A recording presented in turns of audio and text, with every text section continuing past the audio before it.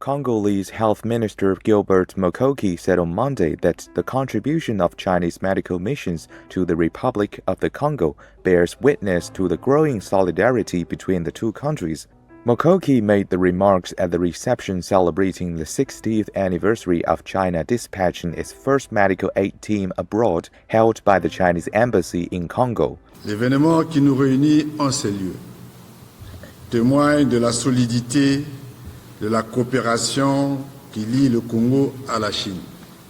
La République populaire de Chine a toujours marqué sa présence auprès du Congo, même dans les moments les plus préoccupants qui ont été les nôtres. Les premiers moments du déclenchement de la crise de Covid-19, la Chine a été la première nation à intervenir en mettant à la disposition du Congo des masques, des médicaments et des vaccins. Cette 29e mission médicale au Congo témoigne également de cette proximité que nous avons avec le peuple chinois.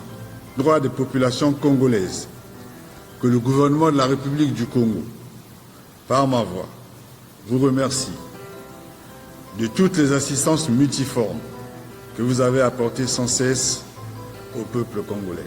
Après cette période douloureuse marquée par la pandémie de Covid-19, nos étudiants et nos futurs médecins continueront de bénéficier de la haute technologie médicale chinoise. The 29th Chinese medical mission deployed in Congo since last November is made up of 30 Chinese doctors. They are carrying out their mission respectively in the Sino-Congolese Friendship Hospital in Brazzaville and in the Longeli General Hospital in Pine Noir. Since 1967, China has sent 934 doctors to Congo. They have treated nearly 5 million patients and performed about 150,000 operations in the country.